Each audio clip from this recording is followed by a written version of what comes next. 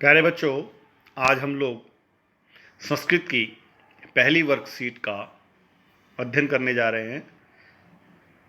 Worksheet का मैं केवल आप लोगों को हिंदी अनुवाद कर रहा हूं ताकि आप लोगों को इसके उत्तरों को लिखने में किसी प्रकार की कोई दिक्कत ना आए।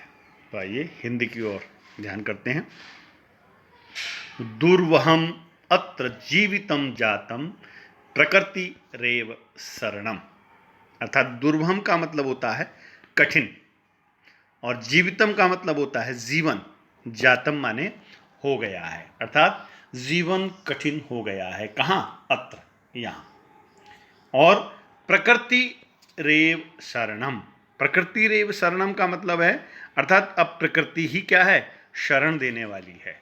अर्थात प्रकृति में ही हम लोग शरण है। और कैसी प्रकृति? शुचि पर्यावरणम। शुचि का मतलब होता है पवित्र, पावन। क्यों? कज्जल मलिनम धूमम मुंचति सत सकटि यानम। कज्जल मलिनम अर्थात काजल के समान काला, धूमम मुंचति धुआं छोड़ती है। कौन? सत सकटियानम हजारों गाड़ियां जो हैं वो काजल के समान काले धुएं को छोड़ती हैं। वाष्पयानमाला संधावती। वाष्प माने अर्थात रेलगाड़ी। जो रेलगाड़ी हैं वो क्या कर रही है? संधावती, दौड़ती हैं। अर्थात रेलगाड़ियों की जो कतार, माला, वाष्पयान माला अर्थात रेलगाड़ी की जो माला है, श्रृंखला है, वो संधावती दौड़ रही है। और क्या कर रही है? वितरंती, देती जाती है। क्या? ध्वानम, कोलाहल, शोर, ध्वनि करती हुई जाती है। और यानानाम पंक्तयो, जो यान बढ़ते हुए जो चलते रहे हैं, यान मतलब वाहनों की जो श्रृंखला है, कतारें हैं, पंक्तियां हैं, कैसी हैं? ही अनंता अर्थात लगातार।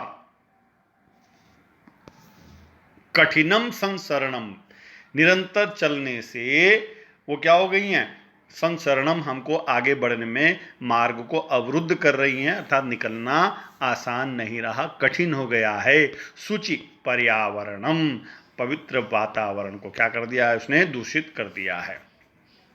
अब आइए प्रश्नों को देखते हैं। एक पदेन उत्तरता, एक पद में उत्तर देना है।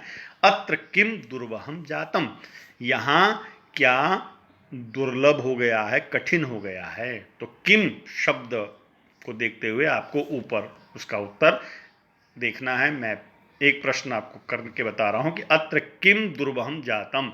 तो दुर्वहम अत्र जीवितम जातम, अर्थात अत्र यहां दे रखा है, दुर्वहम वो भी दे रखा है, जातम वो भी दे रखा है, लेकिन किम की जगह यहां जीवितम लिखा है, तो जीवितम इसका उत्तर हो जाएगा। दूसरा पर का धूमम मुंचति, कौन धुआं छोड़ती है? संसरणम कीदृशम जातम, संसरणम कीदृशम जातम, अर्थात चलना क्या हो गया है? कठिन हो गया है। कीदृशम जातम, किस प्रकार हो गया है? तो कीदृशम की जगह आपको उत्तर लिखना है। पूर्ण वाक्य में उत्तर, का अस्माकम शरणम अस्ति, अर्थात अब हमारा शरण कौन है? कौन हमको शरण दे सकता है? वाष्पयान माला किम करोति, वाष्पयान माला अर्थात रेल, जो रेलगाड़ियां हैं उनकी जो कतार है वो क्या करती है? अब भाषिक शब्द को देखेंगे। पवित्रम इति अस्या किम समानार्थक पदम अत्र प्रयुक्तम, अर्थात पवित्र शब्द जो है लिखा हुआ है उसकी जगह समानार्थ, उसी के समान अर्थ वाला ऊपर अनुच्छेद में किस शब्द का प्रयोग किया गया है? सुकरम इति पदस्य, इस सुकरम का ऊपर विलोम पद क्या युक्त किया गया है?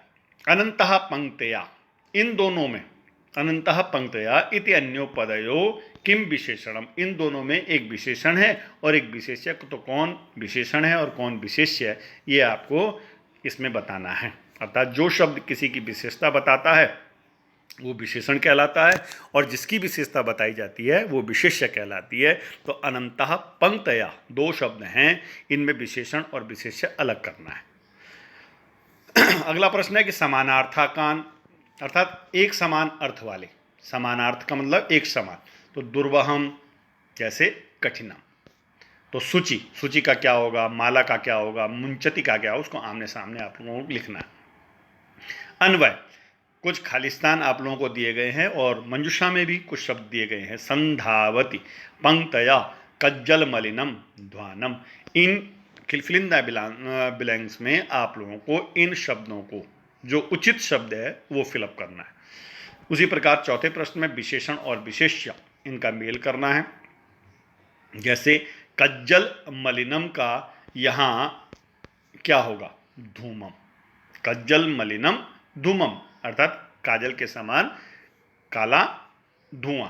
तो उसी प्रकार इन सब का विशेषण और विशेष्य आप लोगों को आमने सामने लिख देना है। सूची, अनंता, कठिनम, इधर पर्यावरणम, संसरणम, पंक्तया, जीवितम।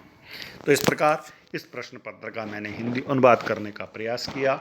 आप लोगों को समझ में आ गया होगा। अब आप शायद आसानी से इन प्रश्नों के उत्तर लिख सकें।